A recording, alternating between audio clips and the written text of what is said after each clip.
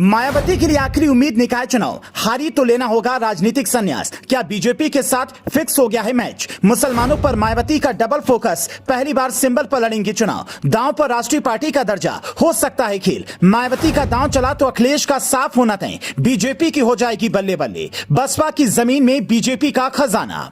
मायावती और बसपा के लिए यूपी का निकाय चुनाव रेगिस्तान में पानी की आखिरी उम्मीद की तरह है। अगर इस बार भी बहन जी के हाथ कुछ नहीं लगा तो हालत उस आशिक की तरह हो जाएगी जिससे ना खुदा मिला ना ही विसाले सनम।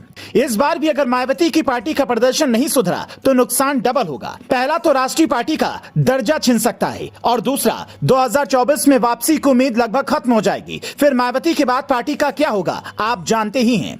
इसलिए मायावती ने अपने राजनीतिक इतिहास में पहली बार निकाय चुनाव सिंबल पर लड़ने का फैसला किया। इसी से मायावती की राजनीतिक मजबूरी को समझा जा सकता है। वो रसातल में जाती पार्टी के लिए एक तिनका ढूंढ रही हैं। अगर इसमें वो कामयाब हुई तो बीजेपी के लिए फायदा का सौदा हो जाएगा और अखिलेश यादव के लिए लंबा नुकसान। कैसे, वो भी समझिए।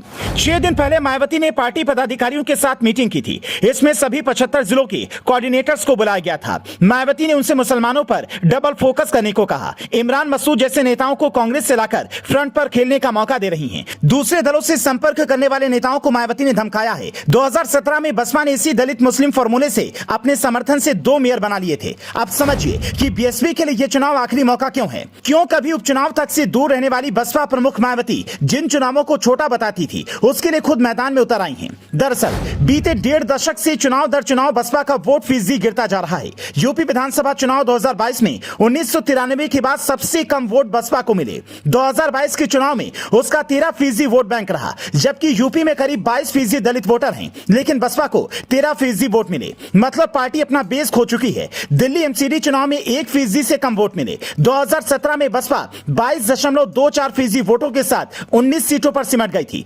2019 के लोकसभा चुनाव में वोट फीसदी में इजाफा नहीं हुआ, लेकिन सपा से गठबंधन का फायदा मिला और 10 लोकसभा सीटें जीती।